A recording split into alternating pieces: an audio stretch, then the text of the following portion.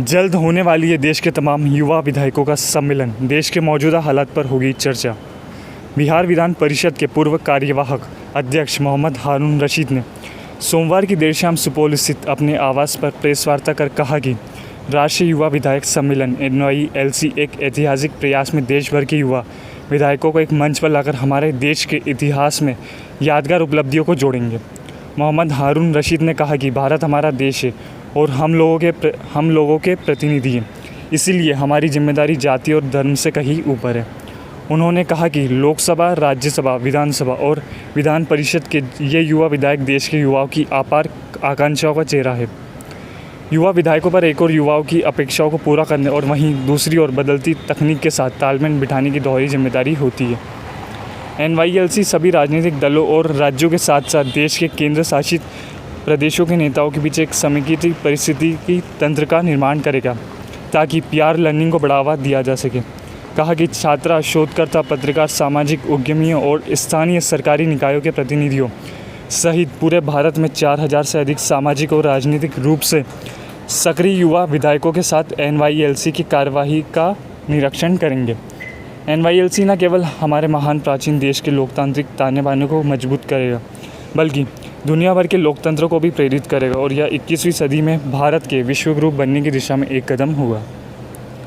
युवा विधायक सम्मेलन के तहत राजनीतिक दलों के सांसद और कई राज्यों तथा केंद्र शासित प्रदेशों के विधानसभा व विधान परिषद अध्यक्ष सभापति की पहली कार्यकारिणी समिति की बैठक पुणे में 16 सितंबर को हुई।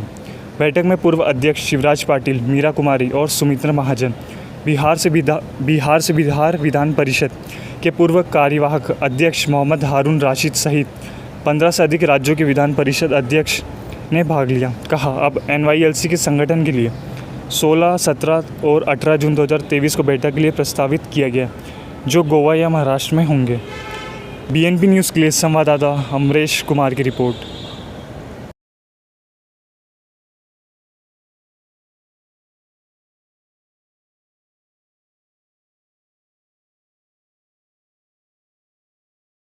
पीस इंटरनेशनल यूनिवर्सिटी पुणे के डायरेक्टर हैं करात साहब, राहुल करात पूरा नाम है उनका, और वो एक सामाजिक कार्यक्रम चलाते रहते हैं। देश में को नई दिशा देने के संबंध में वो बहुत अग्रसर रहते हैं। उन्होंने एक मीटिंग बुलाई थी माननीय शिवराज पाटिल जी की अध्यक्षता में, जिसमें श्रीमती मीरा कुमार भी थी और माननीय सुमित्रा महाजन जी थे। कई देश के UP, हरियाणा, पंजाब, कई राज्य के स्पीकर वहां उपस्थित थे और कई IAS अफसर वहां उपस्थित थे। रिटायर्ड इलेक्शन कमिश्नर उपस्थित थे, गोवा के मुख्यमंत्री थे।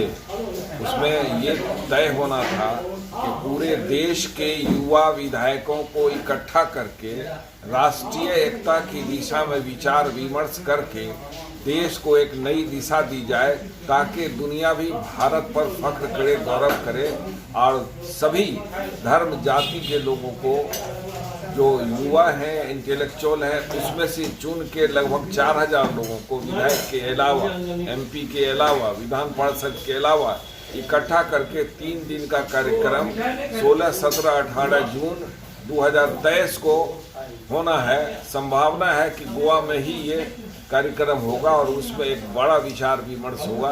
देश की एकता के लिए, देश की अखंडता के लिए इस पर विचार विमर्श करना और एक मैसेज देना युवा शक्ति को कि देश को बचाना है। जो प्रजातंत्र, डेमोक्रेसी हमारे पूर्वजों ने हमें आज़ादी हासिल करके दिया है, उसको कैसे हम आगे बढ़ाएंगे, हर चीज़ से ऊपर उठ के राष्ट्र को मजबूत करने की दिशा में हम कैसे आगे बढ़ेंगे, इसी के लिए एक बैठक हुई और इस पर काम चलेगा, तैयारी होगी। उसमें मैं भी एक सुपौल का साधारण व्यक्ति, उसके कार्यकारिणी का एक सदस्य बनाया गया हूँ। ये सौभाग्य सुपौल को प्राप्त है, इसलिए मैं करात जी का आभार व्यक्त करता हूँ और तमाम उन लोगों का जो इससे जुड़े हुए हैं और आप लोग आए हैं, आपका भी धन्यवाद।